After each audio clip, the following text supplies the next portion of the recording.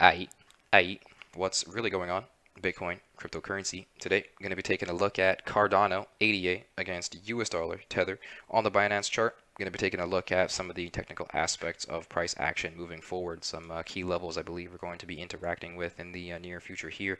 We're going to be assessing what's going on up at this crazy level, like just crazy top we seem to be exhausting at. We've interacted with some very significant resistance up at $1.48 and above $1. This seems to be a very tight range that we're trapped in. Going to be getting to that in a moment.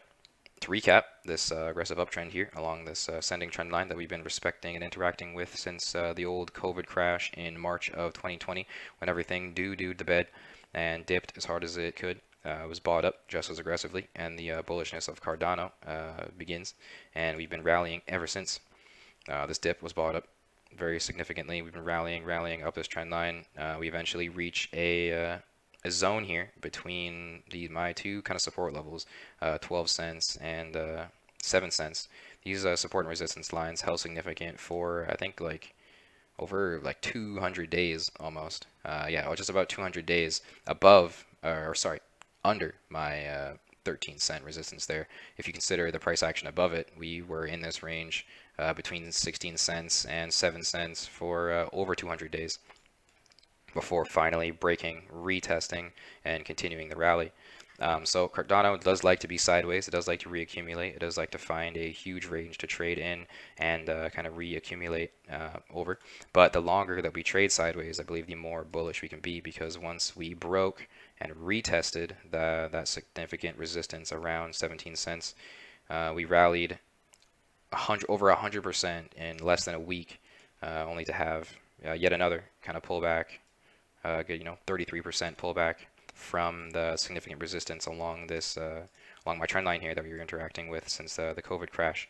It was only until the third time we interacted with it, after a good, almost a month of sideways, we broke upward above that trend line a good 121% before seeing another pullback, before seeing another significant pullback, and then after that swing high, we had a good 30% kind of pullback, rallied up. This dip was bought hard. FOMO was very present. We then rallied, had another 24, 29, 30% pullback, rallied yet again. The dip was bought very hard, came up to $1.50, very significant resistance. And then we had another 30%, 32% pullback over the course of kind of 2 weeks there.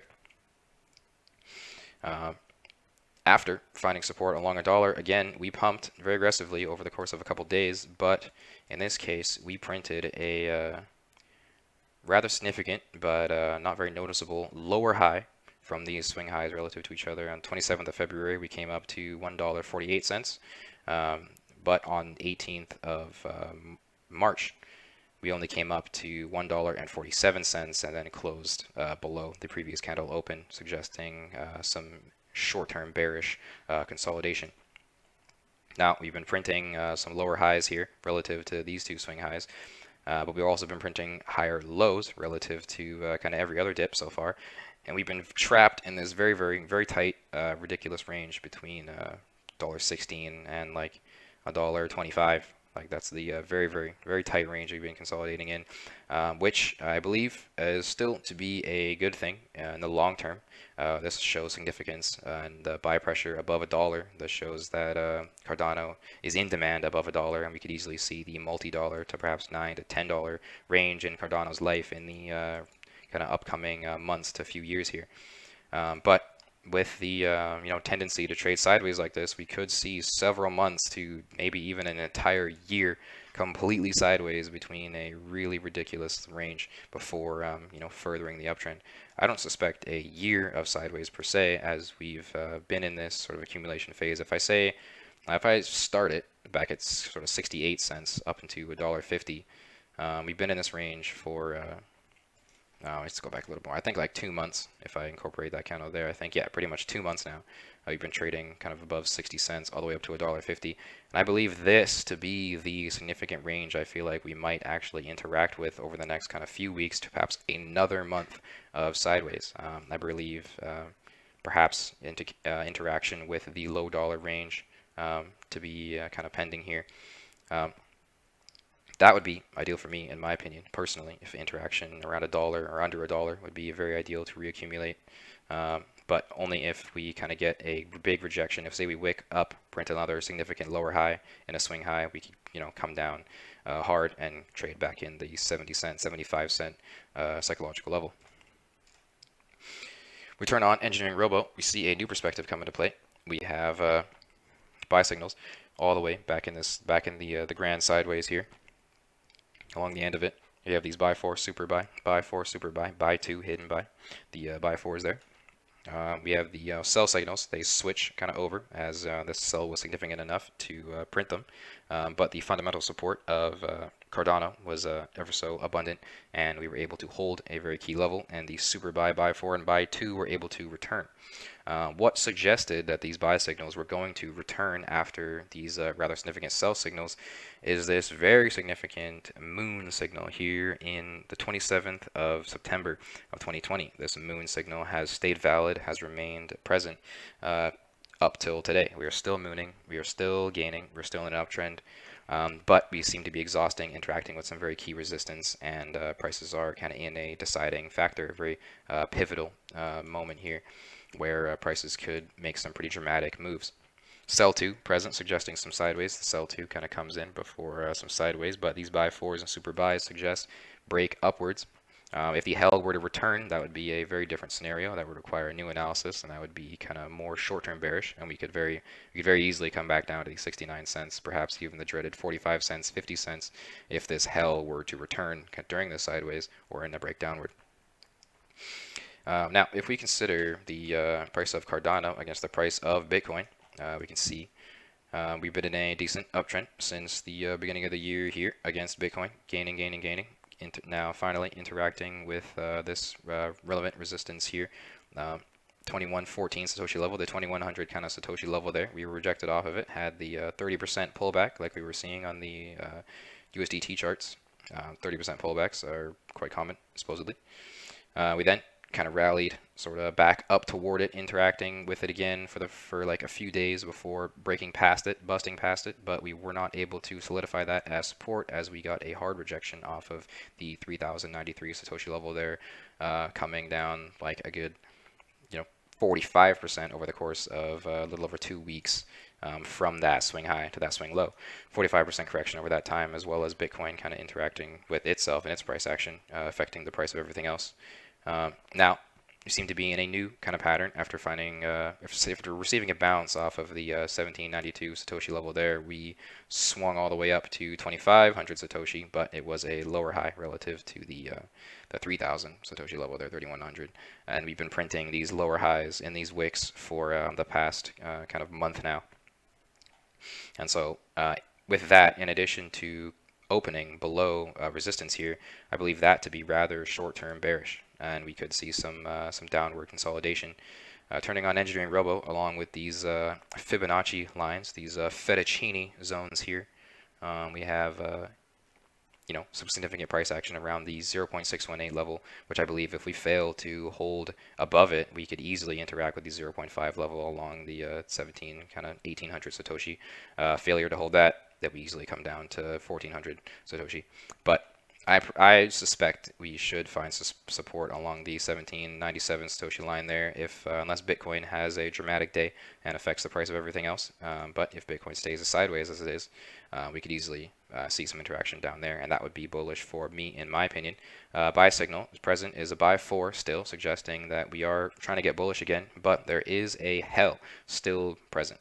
Which means that we could potentially break downward, and some dips could be in our near future here. Once that moon returns, then we're good to go. Super buy 4 moon coming in all in the beginning of this year, suggesting that we were going to make some significant gains against Bitcoin, and we have. Now we are in reaccumulation, reconsolidating. There's an indecision in the market at the moment, and there's plenty of FOMO going on at this range. FOMO. How do we know that there's FOMO up here, and how do we know people are buying tops and people are really FOMOing the Cardano right now?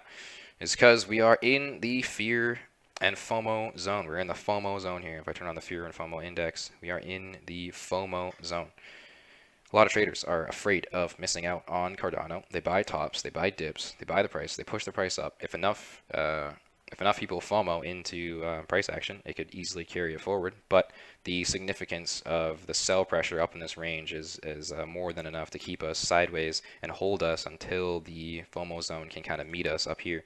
If price action kind of stays sideways, the FOMO zone will eventually rally up toward price levels. But I believe we will have to stay sideways until we can get some candles closing out of the FOMO zone before we make a FOMO-based kind of pump again. I would not be surprised if Cardano trades sideways for several more weeks before taking off, as this FOMO zone is very powerful and the sell pressure is very high. But like I said, the FOMO is also very high. So there's these dips that get bought up, there's these tops that get dumped on, and there's just lots going on in this range. This is a very volatile range to be trading in, and you need to really be looking out and seeing where prices are going to be going before kind of making a decision. Now, the fear and FOMO zone are mostly used for long-term investors. This COVID crash, if you're using the fear and FOMO zone between March and May, was a great time to accumulate. Say you bought right before it came out of the fear zone, and you traded until we first touched the FOMO zone, you would have made 652% in less than a year. If you traded as we broke into the FOMO zone, you would have made over 900% in less than a year. If you traded until today's prices, you're up over 2,000% in still less than a year. So fear and FOMO zone, pretty powerful tool, very useful. Fibonacci levels here, I believe. Let's temporarily take off the FOMO zone for a moment. These Fibba Versace lines, I believe personally, if I were to move the market, manipulate whale powers, manipulate the market to benefit me, I would like price action to come sub $1 again. I want to see prices interact under $1, and solidify that again before doing kind of something like that. Like I want to see some interaction below $1. That would be my ideal accumulation zone to be buying again. Personally, I mean, we could easily hold this ridiculously tight range between $1.17 and $1.23 for a flipping month, and then continue to skyrocket. But from a technical perspective, I believe some downside is pending here, some very short-term downside.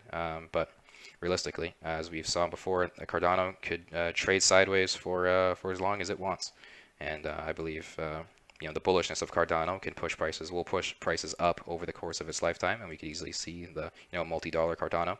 But at the moment, we are up in the FOMO zone. Sell pressure is very high. I believe some short-term downside and dips are coming. Now, the price of Bitcoin will affect kind of everything, as it does.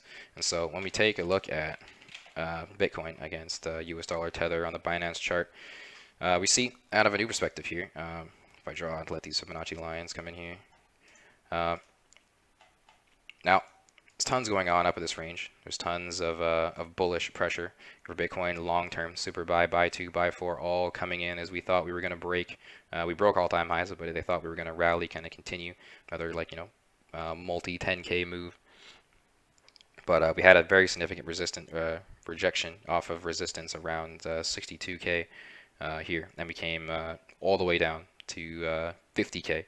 Had a 10K kind of retracement over the course of less than 2 weeks. That dip was quickly bought up, but we're printing these lower highs and we're interacting with resistance, and there is still a sell 4 present.